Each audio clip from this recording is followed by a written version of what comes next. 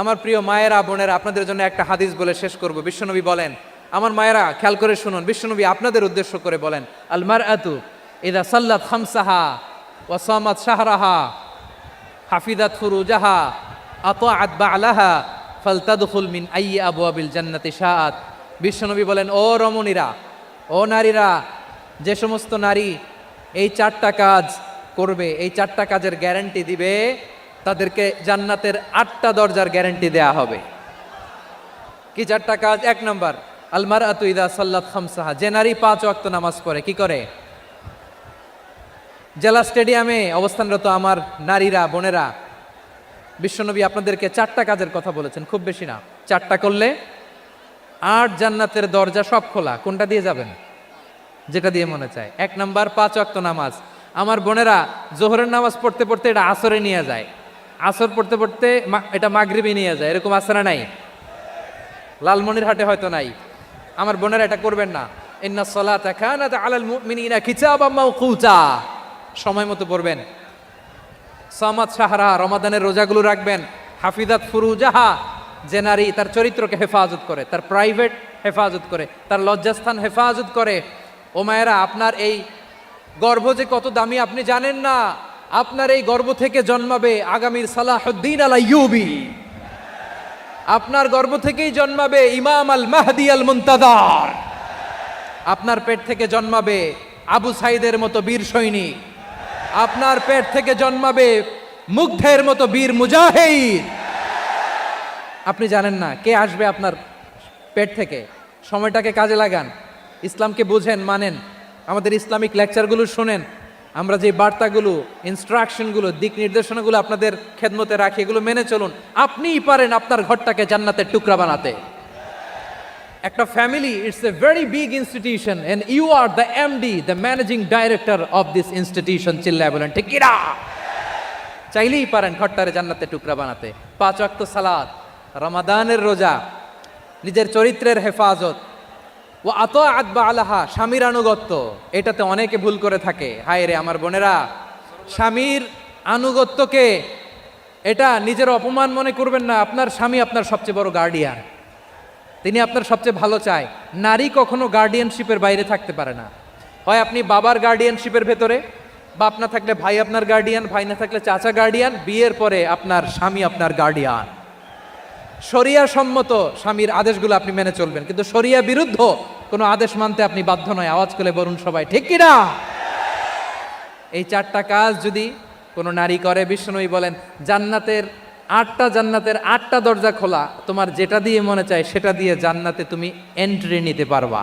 বিশ্বনবী সাল্লাল্লাহু আলাইহি ওয়াসাল্লামের স্ত্রীর নাম ছিল আয়েশা রাদিয়াল্লাহু তাআলা আনহা, আবু বকর রাদিয়াল্লাহু তাআলা আনহুর মেয়ে। আবু বকর রাদিয়াল্লাহু তাআলা আনহুর আরেক মেয়ের নাম হচ্ছে আসমা।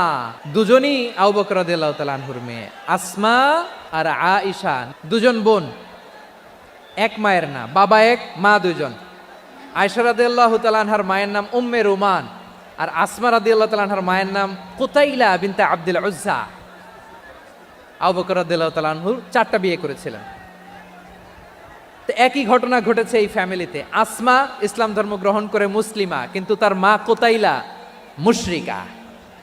আই রিপিট, বোঝার জন্য আমি আবারও বলি, আসমা রাদিয়াল্লাহু তাআলা আনহা মুসলিমা, আর আসমার মা কুতাইলা মুশরিকা।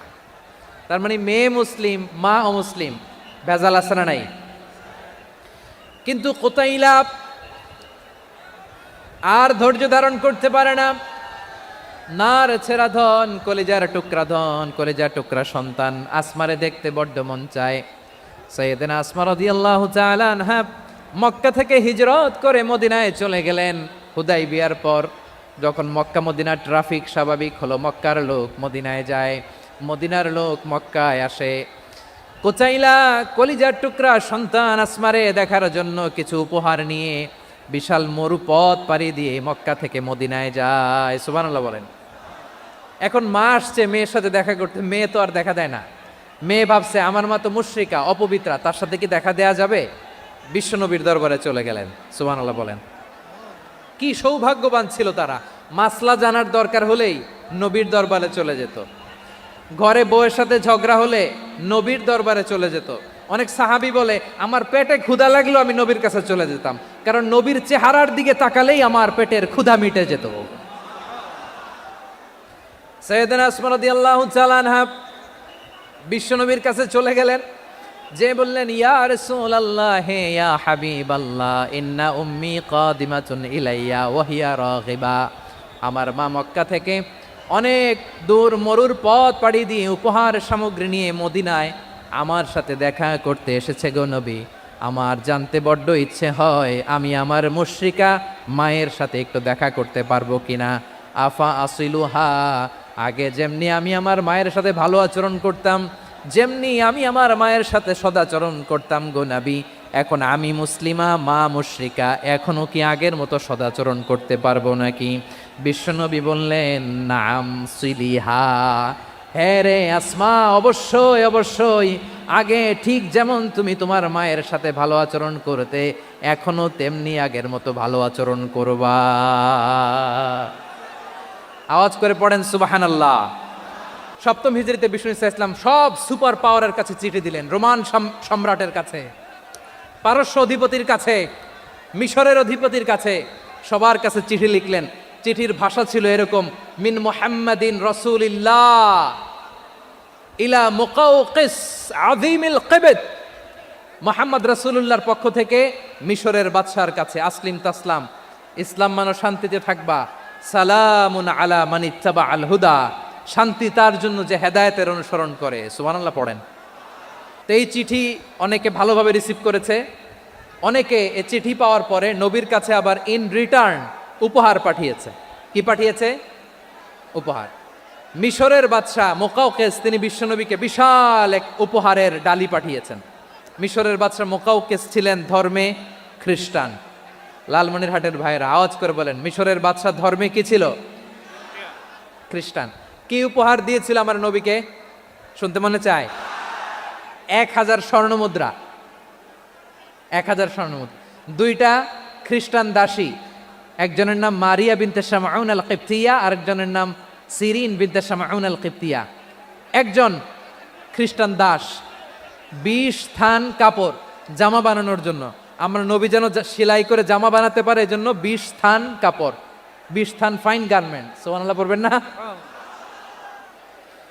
এরপরে একটা গাধা যেটার নাম ছিল উফাইদ, আর একটা খচ্চর, এটার নাম ছিল দুলদুল। খচ্চর চিনেন? গাধা আর ঘোড়ার ক্রসিং এ যে প্রাণীটা দুনিয়াতে আসে ওটার খচ্চর বলে। তো এই যে সুপার পাওয়ার খ্রিস্টান বাদশার কাছে নবী চিঠি লিখলেন, ওই খ্রিস্টান বাদশাহ আমার নবীকে উপহার দিল। বিশ্বনবী এই উপহারগুলো সানন্দে গ্রহণ করেছে। সুবহানাল্লাহ পড়বেন না? তাহলে অমুসলিম কেউ যদি আপনাকে উপহার দেয়, হালাল উপহার হলে আপনি গ্রহণ করতে পারবেন। অনুরূপভাবে পারস্যের বাদশাহ, রোম সম্রাট বিশ্বনবীকে উপহার পাঠিয়েছেন, আমার নবী সবগুলো উপহার গিফট গ্রহণ করেছেন। সুবহানাল্লাহ বলেন। তাহলে প্রিয় লালমনিরহাট আওয়াজ করে বলুন, ইসলাম কি ন্যারো মাইন্ডেড রিলিজিয়ন না ব্রড মাইন্ডেড? আম্মাজান আয়েশার কাছে মাসালা জানতে চায় মেয়েরা, হে আম্মাজান, অগ্নি উপাসকেরা তাদের ঈদের দিন নওরোজের সময় আমাদেরকে পাখি দেয়, নেওয়া যাবে? উনি বললেন ওরা জবাই করে দিলে নেওয়া যাবে না, কিন্তু ওরা যদি ফলমূল এরকম খাবার দেয় এগুলো নেওয়া যাবে। তার মানে অমুসলিমদের দেয়া উপহার এটা গ্রহণ করা যায়। সুবহানাল্লাহ বলেন।